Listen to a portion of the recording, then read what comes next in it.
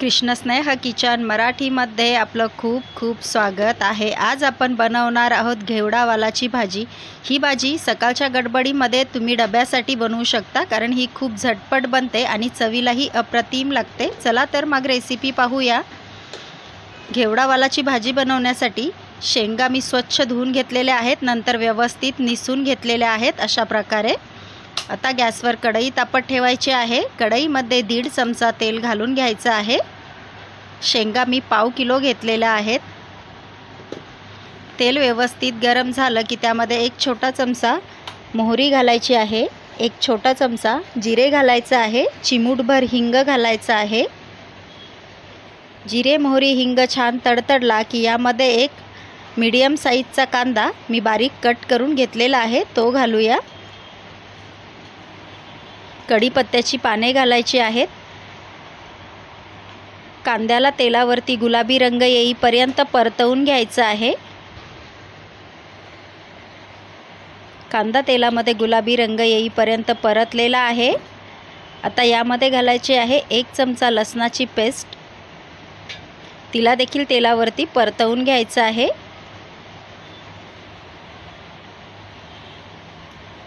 कांदा लसूण व्यवस्थित परतला की यामध्ये घालून घ्यायच्या आहेत निसून घेतलेल्या घेवडा वालाच्या शेंगा।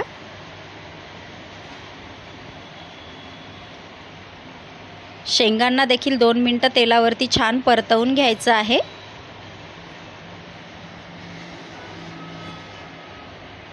शेंगा आपल्या व्यवस्थित परतलेल्या आहेत। आता यामध्ये घालायचं आहे चवीनुसार 1 छोटा चमचा मीठ। मिठाला व्यवस्थित भाजीमध्ये मिक्स करून घ्यायचं आहे। त्यानंतर यावर झाकण ठेवायचं आहे। गॅसची फ्लेम मंद करायची आहे आणि मंद आचेवरती 3 मिनिटं शेंगांना वाफवून घ्यायचं आहे। 3 मिनिटं झालेली आहेत। व्यवस्थित हलवून घ्यायचं आहे। त्यानंतर यामध्ये घालायचे आहेत सुखे मसाले। छोटा पाव चमचा हळदी पावडर घालायची आहे, 1 चमचा लाल मिरची पावडर घालायची आहे, 2 छोटे चमचे कांदा लसूण मसाला घालायचा आहे। याऐवजी तुम्ही सब्जी मसाला देखील वापरू शकता। मसाल्यांना देखील व्यवस्थित मिक्स करून थोडंसं परतवून घ्यायचं आहे।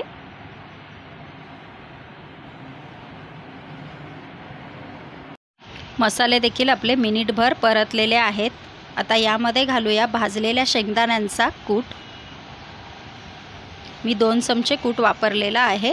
कुटाचं प्रमाण तुम्ही तुमच्या आवडीनुसार कमी जास्त देखील करू शकता। व्यवस्थित मिक्स करायचं आहे। आता यामध्ये अर्धा कप पाणी घालायचं आहे। पुन्हा व्यवस्थित भाजीला मिक्स करून घ्यायचं आहे।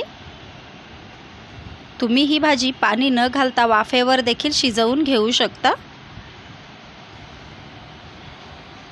आता यावर आपल्याला झाकण ठेवायचं आहे आणि गॅसची फ्लेम पुन्हा आपल्याला स्लो करायची आहे आणि झाकण ठेवून 5 मिनिटं भाजीला शिजवून घ्यायचं आहे। तुमची कढई जर पातळ बुडाची असेल तर मध्ये एकदा भाजी हलवून घ्यायची आहे। आता भाजी शिजली की नाही आपण चेक करूया।